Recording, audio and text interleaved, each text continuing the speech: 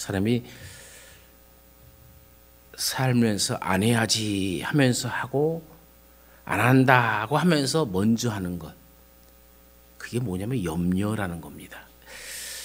어떤 사람은 염려를 안개에다 비유하고 있어요. 여러분 서울에 가면 광화문 있죠. 광화문 꽤 넓은 지역입니다. 그 광화문을 30m 두께로 짙게 덮을 수 있는 안개. 그래서 앞이 정말 안 보여요. 캄캄하게 안 보여요. 그 안 보일 정도의 안개를 다 끄집어갖고 요약을 하면요, 한 잔의 물밖에 안 된대요. 이 한 잔의 물이 600억 개의 작은 물방울로 바뀌어서 확 뿌옇게 아무것도 안 보이게 만드는 것이 안개라는 것이죠. 염려가 처음에는 이게 뭐하면 물 한 잔밖에 안 되는 대수롭지 않게 보일지 모르지만은 그것을 방치하면 우리의 내면 세계를 온통 가릴 수 있는, 그래서 앞이 전혀 안 보이고 미래도 전혀 안 보이고 막 불투명해 보이는 그런 것으로 돌변할 수 있는 것이 바로 염려라는 겁니다. 그렇게 되면은 하나님도 안 보이고 하나님의 약속도 안 보이고 하나님의 응답의 손길도 눈에 들어오지 않는 것이죠. 사람은 평생 동안 이 염려의 늪에서 벗어나기가 쉽지 않습니다. 가지 많은 나무 바람 잘 날 없다라는 말 있죠. 늘 상상력이 멈추지 않는 한 이 염려거리는 늘 우리 가운데 있다는 얘기입니다. 성경에는 두 가지 종류의 대해 염려에 대해서 이야기를 하는데, 하나는 창조적인 염려와 또 하나는 파괴적인 염려가 있어요. 염려를 긍정적으로 생각하는 이 창조적 염려는 우리가 고린도전서 7장 34절에 보면 주의 일을 염려하라라는 말씀이 나오고요. 또 고린도후서 11장 28절에도 모든 교회를 위하여 염려하는 것이다. 히브리서 3장 12절에도 살아계신 하나님께서 떨어질까 봐 염려하는 것. 디모데전서 3장 7절에서는 비방과 마귀의 올무에 빠질까 염려하라라고 말씀합니다. 이런 염려는 창조적인 염려입니다. 이런 염려는 신앙적인 염려이고 영적인 염려입니다. 하나님을 더 잘 섬기고 하나님과 더 동행하기 위해서 하는 염려, 그것을 창조적 신앙적 염려라 이렇게 얘기합니다. 또 하나는 파괴적인 염려가 있습니다. 미국의 저명한 심리학 박사이자 상담가인 이 베벌리 포토라는 사람은 책을 한 권 썼는데 책 제목이 재밌어요. 쓸데없는 걱정, 현명한 걱정이라는 책입니다. 이 파괴적인 염려, 그걸 뭐라고 얘기했냐면 쓸데없는 걱정이다 이렇게 얘기했어요. 이 쓸데없는 염려는 마약가드 같은 중독성을 지니고 있습니다. 행복하게 살고 싶다면 이 쓸데없는 걱정부터 중단해야 돼요. 다 잘라내버려야 됩니다. 이 파괴적인 염려는 세 가지 요소를 가지고 있는데, 첫째는 부정적인 경험, 두 번째는 부정확한 미래, 세 번째는 부정적 상상입니다. 가정하는 것이죠. 이걸 삼부라 얘기합니다. 부자로 시작하기 때문에 그렇죠. 보세요. 사람이 위가 조금 아프면 그 아픈 것으로 좀 아픈 애로 끝나는 것이 아니라 어머니가 옛적에 위암으로 돌아가신 이 부정적인 경험을 떠올리고, 아직 진찰도 받아보지 않았고 앞으로 어떻게 될지도 모르는데 자신도 위암으로 죽을 것이라는 부정적인 상상을 합니다. 그리고는 염려의 늪으로 빠져들어가 버린 것이죠. 그 상상이 내가 죽으면 이 자식들은 어떻게 될 것인가? 남편은 좋다고 세상 거들까? 아이들 결혼식 때 그 어머니 앉는 자리에는 누가 앉을까? 이 쓸데없는 염려, 이 부정적인 가정에 아주 휘말려 버리는 거예요. 그리고 이 염려 세 가지 불을 가지고 와요. 불로 시작하는 세 가지 가지고 오는데, 첫 번째가 마음의 불안을 가지고 와요. 이 감정적 마음은 파국을 상상하고는 마치 그것이 실제인 양 반응하게 되어집니다. 불안한 이 감정적 마음이 우리 몸에 신호를 보내요. 위험과 위협이 있노라고 알리면 몸은 이것에 대비하게 되었는데, 이 신체적 긴장을 감지한 이 감정적 마음은 더 많은 불안과 걱정을 유발하고 불안을 고조시키는 악순환을 작동시킵니다. 그래서 질병에 대한 저항력을 파괴하고, 우리가 쉬운 말로 면역력이 떨어졌다 그러죠. 소화불량, 신경쇠양, 궤양, 두통, 발진, 초조해지고 숨이 가빠지고 잠을 못 이루고 쉽게 피곤해지고 식욕을 잃게 되어지고 소변을 자주 보고 싶은 충동을 느끼게 합니다. 또 혈압을 높이고 혈액 속에 화학적인 변화를 일으켜서 성격을 조급하게 만들어 버리죠. 이게 파괴적인 염려입니다. 두 번째 가지고 오는 게 불이익을 가져다 줘요. 아무런 이익이 없다는 겁니다. 영적 성장을 저해시켜 버립니다. 성경은 이렇게 말하고 있지 않습니까? 가시떨기에 뿌려졌다는 것은 말씀은 들으나 세상의 염려와 재리의 유혹에 말씀이 막혀 결실치 못하는 자다 그래요. 염려와 재리의 유혹에 말씀이 막혀서 그 말씀이 내 삶 속에서 자라고 열매를 맺어야 되는데 결실하지 못하게 합니다. 아무런 유익을 가져다 주지 못하는 것이죠. 우리 예수님께서 말씀하셨잖아요. 너희 중에 누가 염려함으로 그 키를 한 자라도 더할 수 있겠느냐. 파괴적인 염려는 아무런 이익이 없다는 겁니다. 염려하는 상황을 스스로 만들어내지 말란 얘기죠. 세 번째로는 불신을 가져다 줍니다. 하나님에 대한 신뢰를 파괴해버립니다. 믿음을 약하게 만들어버립니다. 하나님이 우리에게 미래란 소망과 기대를 주었는데 미래를 염려의 대상으로 삼아버려요. 쓸데없는 염려는 사람을 극단으로 치닫게 합니다. 조마조마한 염려 속에서 조그만 위험의 징조를 유심히 살피고는 그것이 곧 닥쳐올 불행으로 확대 해석을 해버리고 그 발생 가능성을 과대평가해버리는 거예요. 사람의 마음은 이럴 때 세 가지로 작동을 해요. 첫 번째는 심사숙고하고 반성하며 분석하고 계획하는 이성적인 마음이 있어요. 또 하나는 직관적이고 반사적인 이 감정적 마음이 있고요. 세 번째는 모든 것을 절대적으로 하나님을 신뢰하고 신앙적으로 해석하는 신앙적 마음이 있어요. 일상적일 때는 이성적 마음이 우위를 차지해서 생각이, 논리가 우리의 감정을 앞서 그래도 나름대로 잘 판단하게 합니다. 하지만 위급한 상황에서는 이 감정을 관장하는 뇌가 우세해지므로 감정적 마음을 갖게 합니다.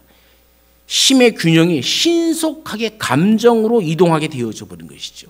쓸데없는 염려를 하면은 만성적으로 신체적 스트레스를 받게 되어지고 사고력은 감퇴해지고 판단력은 흐려지고 평소 같으면 하지 않았을 방식으로 행동하게 되어지고 성취도도 떨어지고 학습 능력도 저해되어지고 상황을 바라보는 시각을 왜곡시켜 버립니다.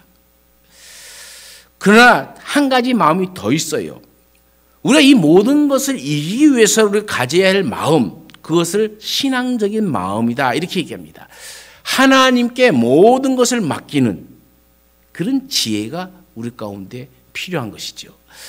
그러면 우리가 이런 파괴적인 염려의 늪에서 벗어나려면 어떻게 해야 됩니까? 첫 번째로는 이 염려는 자신을 황폐화시키는 심각한 죄라는 사실을 받아들여야 되는 거예요. 염려가 무엇입니까? 우리말 큰 사전에 보면은 앞일을 이리저리 헤아려 걱정함 또는 그런 걱정이라고 설명해 놓았어요. 이것은 미래에 대하여 계획하는 것과는 다릅니다. 아직 이루어지지 않는 일에 대해서 골똘히 생각하고 부정적으로 상상하고 걱정하는 거예요. 헬라어로는 메림나오라는 말입니다. 이 메림나오라는 말은 우리의 마음을 나누어 버렸다, 찢어놓았다라는 그런 뜻이에요. 무엇을 염려하면 우리의 마음이 분열되어서 이리저리 갈기갈기 찢어지게 된다는 말입니다. 이런 생각이 드는가 하면 또 저런 생각이 들고 또 다른 생각이 들어서 마음이 안정을 잃게 되어지고 이렇게 할까 저렇게 할까 뭐 잠시 가만히 있지 않고 마음이 안정을 잃어버리고 불안해해 버립니다. 걱정이 쌓이고 근심에 쌓여서 안절부절해 버리는 것이죠. 이러한 염려는 우리를 하나님과 갈라놓고 이웃과 갈라놓고 자기 자신의 마음까지 갈라놓기 때문에 항상 평안이 없고 불안하고 초조해지게 만들어갑니다. 심리학자 브리지에 의하면은 사람은요 생후 3개월이 되면은 쾌와 불쾌를 느낀답니다. 6개월이 되면 분노와 혐오와 두려움 등의 감정이 생겨요. 염려는 이 사람이 이런 생각, 상상을 할 수 있을 때부터 사람의 마음속에 들어와 살다가 상상할 수 없을 때에 떠나버린다는 거예요. 그런데 파괴적 염려는 보세요. 해도 좋고 안 해도 좋은 것이 아니라 우리가 의도적으로 하지 말아야 할 죄라는 거예요. 왜 죄입니까? 왜 염려가 죄일까요? 그 첫 번째 이유는 염려는 불신앙의 죄예요. 여러분이 예수님과 함께 제자들이 갈릴리 호수를 건널 때에 폭풍으로 배에 물이 들어왔습니다. 그때 제자들이 두려워하며 염려했다라고 그러죠. 이때 예수님은 염려하는 그들을 향해서 무엇이라고 얘기합니까? 믿음이 적은 자들아 그래요. 염려하는 자들을 향해서 믿음이 적다 이렇게 얘기하는 겁니다. 염려의 근본은 하나님의 보호와 인도를 믿지 않는 거예요. 하나님의 능력을 과소평가해 버린 겁니다.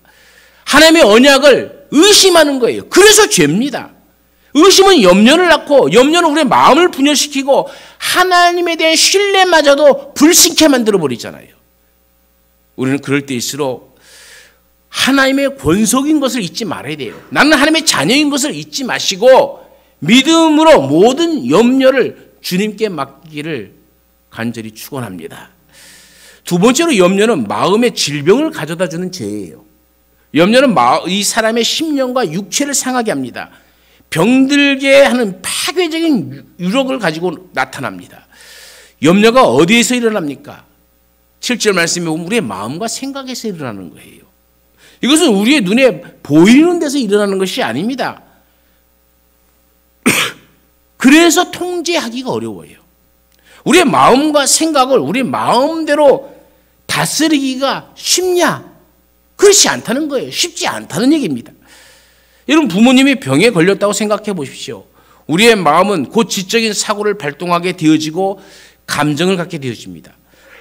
우리의 사랑과 관심 자체가 근심의 원인이 되어져요. 아마 우리가 부모님에 대하여 전혀 생각하지 않는다면 염려하지도 않을 겁니다. 그러나 우리가 그렇게 살 수 없잖아요.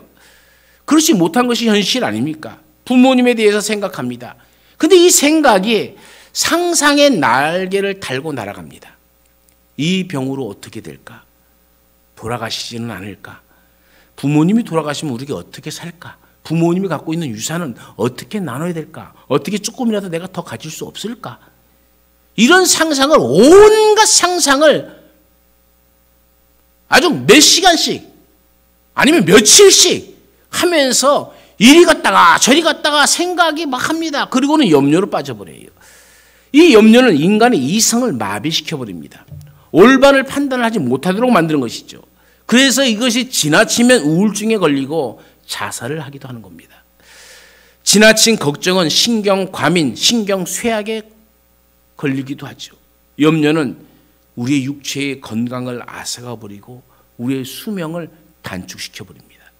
염려라는 이 말은 질식시키다 또는 목을 조이다라는 의미도 가지고 있어요. 염려는 우리의 삶의 기쁨을 질식시키고 희망을 질식시켜버립니다. 그러므로 염려하지 마십시오. 세 번째 염려는 염려의 상황을 만들어가는 죄입니다. 염려한 대로 우리 상황을 만들어 가버린다는 거예요. 욥기 3장 25절에 보면 욥의 고백이 있어요. 나의 두려워하는 그것이 내가 두려워하는 그것이 내게 임하고 나의 무서워하는 그것이 내 몸에 미쳤다 그래요. 내가 염려한 그대로 내 삶이 되어버렸다는 얘기입니다. 주님은 아무것도 염려하지 말라 이렇게 얘기했잖아요. 하라는 것 하지 않고 하지 말라는 것 하면 죄입니다. 살인하지 말라고 했는데 살인하면 역시 죄입니다. 거짓말하지 말라고 했는데 거짓말하는 건 역시 죄입니다. 염려도 마찬가지죠. 살인이나 거짓말은 심각하게 받아들이면서 염려는 적당히 생각하는 사람들이 있어요. 그러나 염려하는 것은 명백히 죄입니다. 계속적으로 염려하면 그 죄의 삭은 사망으로 나타납니다.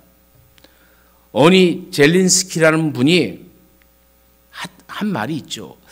우리가 하는 이 걱정거리의 40%는 절대로 일어나지 않는 사건에 대한 것이고 30%는 이미 일어난 일이고 22%는 사소한 사건들이고 그리고 4%는 우리가 바꿀 수 없는 사건들이고 나머지 4%만이 우리가 대처할 수 있는 진짜 사건들이라 이렇게 얘기합니다.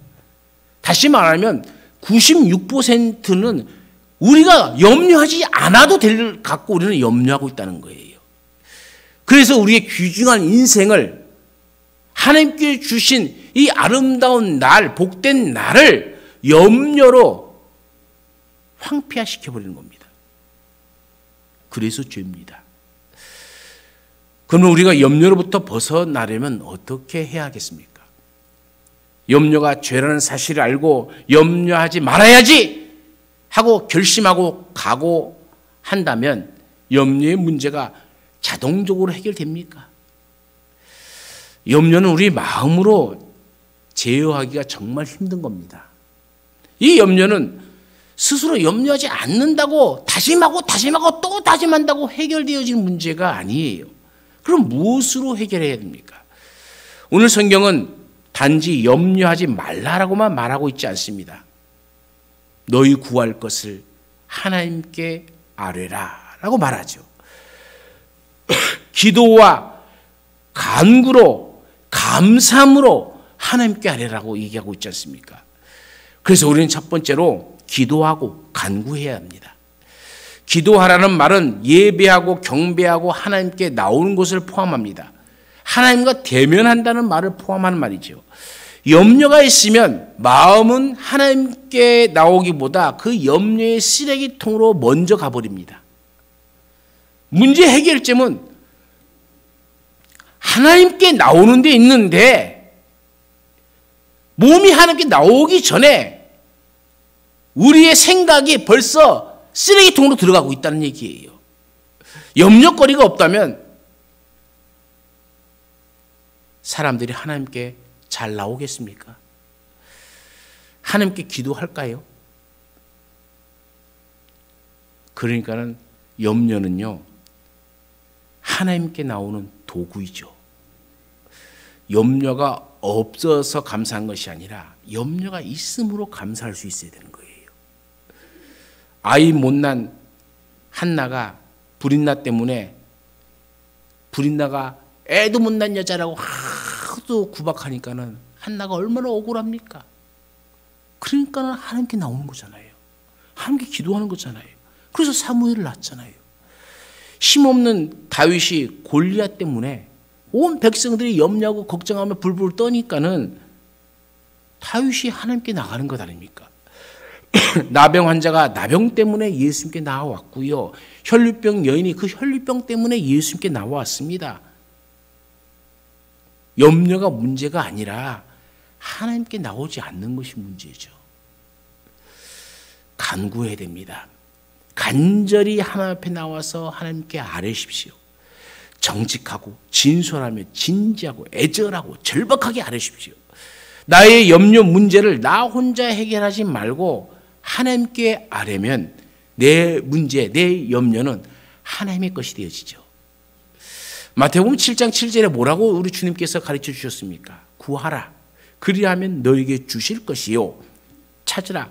그러면 찾을 것이요. 문을 두드리라. 그러면 너희에게 믿습니까? 열릴 것이라 그랬잖아요.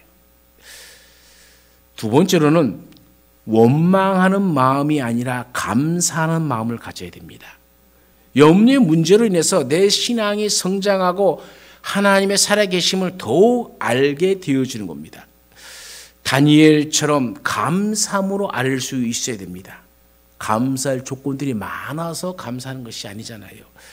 기도하는 자를 죽이려고 하는 그 음모를 다니엘이 알고 있습니다. 염려거리입니다. 그러나 다니엘은 이 조세의 왕이 도장에 찍힌 것을 알고도 자기 집에 돌아가서 윗방에 올라가 예루살렘으로 향한 창문을 열고 전에 하던 대로 하루 3번씩 하나님 앞에 무릎을 꿇고 기도하며 하나님께 감사하였다라고 얘기하잖아요. 그랬더니 그 문제가 누구의 문제가 됩니까? 다니엘의 문제가 아니라 하나님의 문제가 되어지고, 하나님의 문제가 되어졌을 때는 하나님께서 깨끗이 해결해 줄 줄로 믿습니다. 하나님의 선하심을 조금도 의심하지 마시고 하나님께 아뢰십시오. 3번째로는 온전히 하나님께 맡기는 겁니다. 베드로전서 5장 7절에도 너희 염려를 다 주께 맡기라. 이는 그가 너희를 돌보심이라. 이렇게 말씀하고 있죠. 문제만 맡기는 것이 아니라 우리의 인생 전체를 맡기는 겁니다. 문제만 맡겨놓고 또 다른 염려는 그런 염려하는 삶이 아니란 얘기입니다. 우리 인생 전체를 맡겨버리는 것이 신앙입니다. 너의 길을 여호와께 맡기라. 저를 의지하면 저가 이루어 주신다라고 시편 37편 5절에서는 말씀하고 있죠. 55편 22절에는 뭐라고 얘기합니까? 내 짐을 여호와께 맡기라. 그가 너를 붙드시고 의인의 요동함을 영원히 허락지 아니하시리로다. 우리 인생의 무거운 짐을 우리 하나님께 맡기면 우리 하나님이 해결해 주시고 우리를 붙들어 주시고 흔들리지 않게 해 주십니다. 복잡한 문제가 있으면 복잡할수록 하나님께 맡기십시오. 너의 행사를 여호와께 맡기라. 그러면 네가 경영하는 것을 이루어질 것이라고 잠언서 16장 3절에 말씀하고 있잖아요. 예레미야서에서는 이렇게 얘기합니다. 물은 여호와를 의지하며 여호와를 의뢰하는 사람은 복을 받을 것이라. 아멘.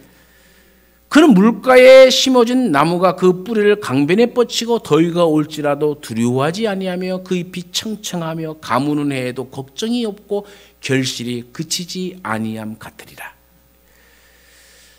내 일은 염려의 대상이 아니라 소망과 기대의 대상입니다. 소망과 기대를 가지고 기도로 여호와께 맡기는 우리의 삶이 되어지기를 간절히 축원합니다. 그러면 염려의 늪에서 이제 벗어나려면 우리가 생각 자체를 복음적으로 바꾸어야 됩니다. 기도하고 그걸로 끝내면 안 됩니다.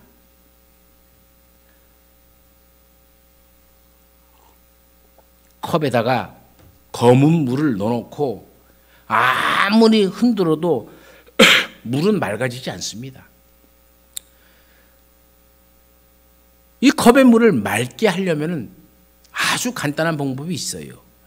맑은 물을 이 컵 위에 계속 부어주면 검은 물은 쑥 나오고 맑은 물로 가득가득 채워지겠죠? 모르시겠으면 집에 가서 해보세요. 부정적 가능성을 상상하며 염려하면 우리 인생의 컵 속에 계속적으로 검은 물만 있을 수밖에 없죠. 그러나 긍정적 가능성을, 믿음을 가지고 하나님의 말씀을 가지고 긍정적 생각으로 계속적으로 우리의 마음속에 부어 넣으면 깨끗한 물이 되어지는 겁니다. 생각을 첫 번째로는 생각을 바꿔야 돼요. 6가지가 오늘 생각을 바꿔야 되는 걸 나오죠. 무엇에든지 하면서 나오는 참되고 경건하며 옳으며 정결하며 사랑받을 만하며 칭찬받을 만한 무엇에든지. 여러분, 파괴적인 염려거리가 생기면 이 6가지를 기준으로 우리의 생각을 바꾸어야 됩니다. 이것이 복음적 생각입니다. 이것이 신앙적 생각입니다. 생각은 행동을 만들고 행동은 습관을 만들고 습관은 결국 인생을 만드는 겁니다. 생각이 중요합니다. 어둠은 결코 어둠으로 물리칠 수가 없습니다. 그렇게 작은 빛이라도 빛이 들어오면 어둠은 물러가게 되어지는 것이죠. 창의력 개발 전문가인 에드워드 드 보노는 그의 저서에서 6가지 유형의 사고 모자라는 이 책을 썼어요. 거기서 6가지 객관적, 감정적, 지식적, 가능성, 비판적, 전략적 사고라는 이 6가지 기본 유형을 얘기합니다. 이 각각의 사고 유형에는 그에 상응하는 질문이 6가지가 나와요. 첫 번째가 뭐냐면 무엇이 사실인가. 이것이 정말 이게 객관적인 이야기는 이렇게 있는데 이 객관적으로 무엇이 사실인가를 알아야 되고, 두 번째로 내가 무엇을 느끼고 있는가, 세 번째로 무엇이 실제적인가, 네 번째 현재 가능한 것이 무엇인가, 다섯 번째 무엇이 잘못되었는가, 여섯 번째 다음 단계는 무엇인가라는 이 전략적 사고, 객관적 사고로부터 이 전략적 사고까지 이 여섯 가지를 가지고 판단하라는 거예요. 염려의 상황이 오면 이 여섯 가지 사고 유형이라는 각기 다른 렌즈를 통해 바라봄으로써 습관화된 비판적 사고를 깨트려 버리는 겁니다. 이러한 연습은 염려스러운 상황을 자꾸 더 깊이 파고들어서 비극적으로 몰아가지 않도록 해준다는 것이죠. 우리는 이런 학자들의 견해도 참고해야 되지만, 두 번째 더 중요한 문제는 하나님의 말씀을 그 처방전으로 사용할 줄 알아야 돼요. 먼저 내가 염려하고 있는 것이 참된 것인가를 물어보고, 참되지 않으면 참된 것으로 채우면 됩니다.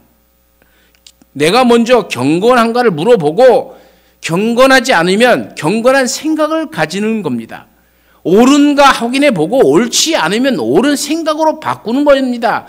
정결한가 확인해보고 정결한 생각이 아니면 정결한 생각으로 바꿔야 되는 것이고, 사랑받을 만한가 확인해보고 사랑받을 수 없는 것이라면 생각을 바꾸는 겁니다. 칭찬받을 만한 것인가 생각해보고 칭찬받지 못한 것이라면 생각을 바꾸어 칭찬받을 만한 생각으로 바꾸어 가는 것이죠. 이것이 성경에서 말하는 것입니다.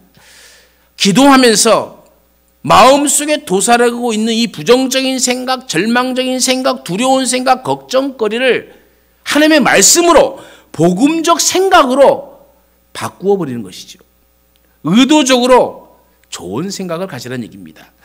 생각을 우리 모두가 복음적으로 바꾸면 염려는 사라집니다. 우리는 예수 그리스도를 믿어 하나님의 자녀가 되었습니다. 예수 그리스도의 부활을 믿는 사람들이죠. 우리는 죽어도 사는 사람들이죠. 이 세상 말고 우리는 다른 세상을 믿는 사람들 아닙니까? 여러분 천국을 안 믿어요? 천국은 다른 세상이죠. 우리는 그 다른 세상을 믿는 사람들이에요. 바울은 로마서에서 우리에게 뭐라고 가르쳐 줍니까? 높음이나 깊음이나 다른 아무 피조물이라도 우리를 우리 주 그리스도 예수 안에 있는 하나님의 사랑에서 끊을 수 없느니라 그러잖아요. 믿습니까? 그러므로 여러분 하나님을 붙잡으십시오.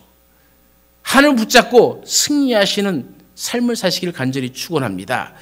자, 이제 그러면 네 번째로 예수님의 배우고 받고 본바를 이제 행해야 됩니다. 그래야 염려가 사라집니다. 9절 말씀에 내게 배우고 받고 듣고 본바를 행하라 라고 말씀합니다. 염려에 문제가 있으면 기도하고 마음만 바꾸고 방에 주저앉아 있으면 됩니까? 그렇지 않다는 거예요. 그 문제를 해결하기 위해서 행동해야 합니다. 문제를 해결하기 위해서 중요한 세 단계가 있죠. 첫 번째는 그 문제를 정의하는 겁니다. 문제와 그에 따른 위험이나 한계를 완전히 이해를 해야 됩니다. 두 번째로는 선택사항과 대안 마련을 하는 겁니다. 해결책을 구체화하는 것이죠. 그리고 세 번째는 그 해결책을 이행하는 겁니다.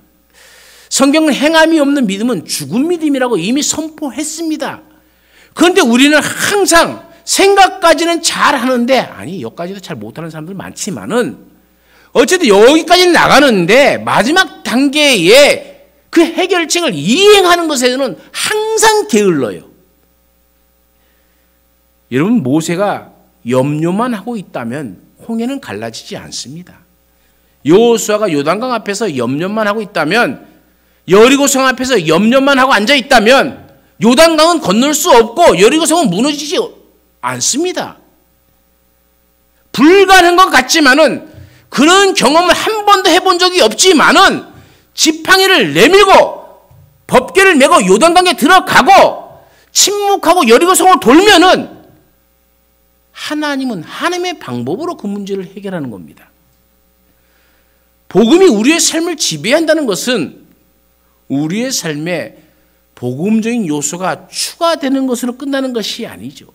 우리의 삶을 복음이 전적으로 지배하는 것을 말합니다. 그러므로 우리의 삶은 단순히 일상생활의 수정이 아니라 하나의 새로운 삶으로 출발해야 되는 겁니다. 새로운 피조물이 되었다고 얘기하지 않습니까? 이전과 동일한 방식으로 생각하지 않습니다. 똑같이 살지 않습니다. 복음적으로 행하게 되어지는 겁니다. 우리의 구원은 무조건적이지만 우리에게 오는 삶의 축복은 조건적입니다. 성경에 내 부모를 공경하라. 그리하면 너희 하나님 나 여호와가 내게 준 땅에서 내 생명이 길리라 말씀하셨죠. 장수는 부모 공경으로부터 오는 축복이라는 얘기입니다. 지식에 만족하고 교리에 만족하는 위험에서 벗어나야 합니다. 우리가 아는 것을 실천해야 됩니다. 자유롭게 하는 온전한 율법을 들여다보고 있는 자는 듣고 잊어버리는 자가 아니요 실천하는 자니 이 사람은 그 행하는 일에 복이 있으리라고 야고보서 1장 25절에서 우리에게 얘기하고 있죠. 요한복음에서 우리 주님은 뭐라고 말씀하십니까? 너희가 이것을 알고 행하면 복이 있으리라. 행할 때 복이 있음을 분명하게 선포하고 있습니다. 말씀을 실행하는 자에게 하나님의 복이 임하는 겁니다. 마태복음 7장 24절의 경고를 보십시오. 그러므로 누구든지 나의 이 말을 듣고 행하는 자는 그 집을 반석 위에 지은 지혜로운 사람 같으니라. 누가요? 말씀을 들었으면 행하는 자가 반석 위에 집을 짓는 거예요. 여러분, 그렇다면 행하는 것이 쉽다는 겁니까? 어렵다는 겁니까? 반석 위에 집을 짓기가 쉽습니까? 어렵습니까? 어려워요. 그렇지만 행하게 되어질 때에 어떤 환난이 오고 비바람이 불어도 그 집은 무너지지 않는 것이죠. 순종이 없다면, 행함이 없다면 우리는 성령의 축복을 기대할 만한 자격이 없는 겁니다. 우리의 생각이 복음에 의해 지배된다고 해서 모든 걱정이 사라지는 것이 아닙니다.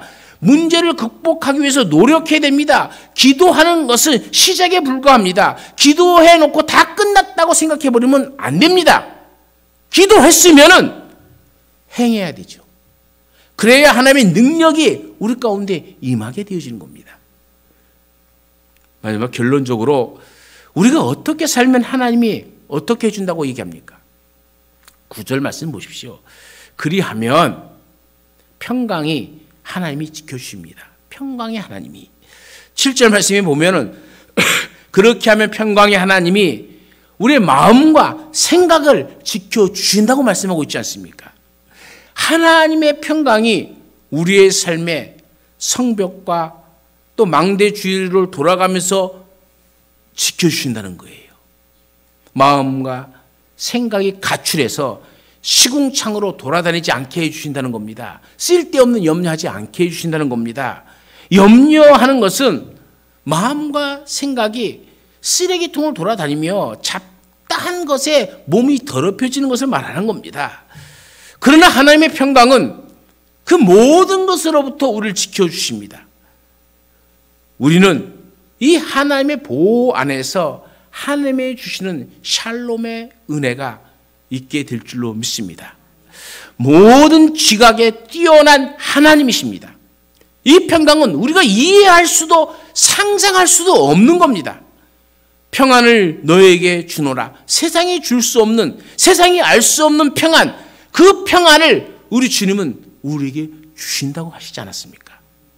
염려가 있습니까? 염려는 죄입니다.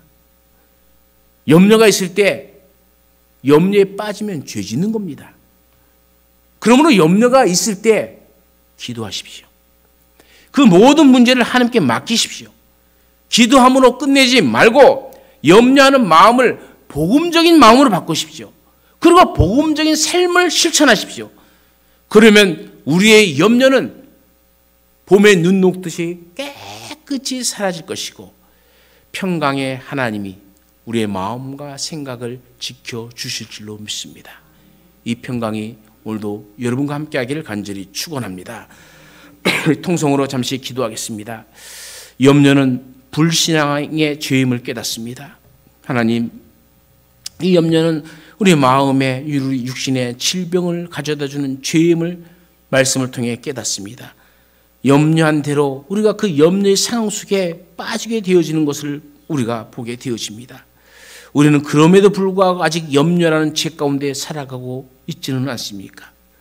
우리 하나님은 우리에게 아무것도 염려하지 말고 오직 모든 일에 기도와 간구로 너희 구할 것을 감사함으로 하나님께 아뢰라 말씀하셨습니다.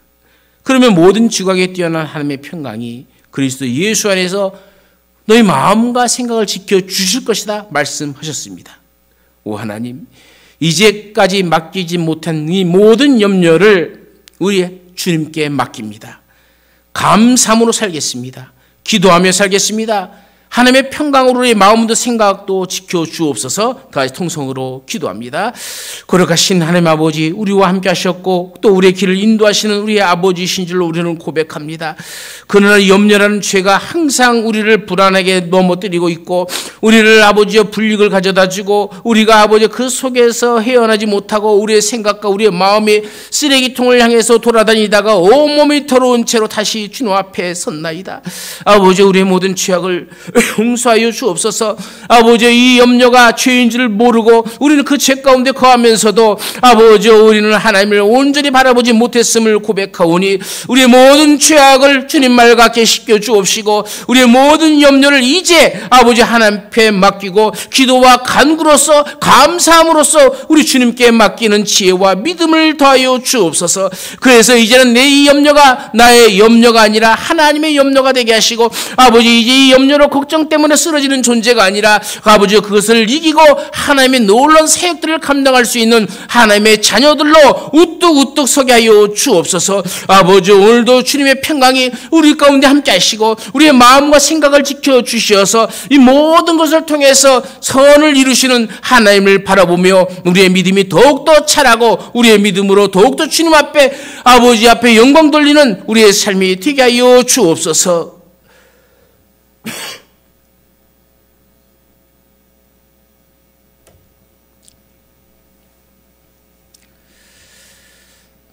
염려하지 말라 하신 주님의 말씀을 붙잡습니다.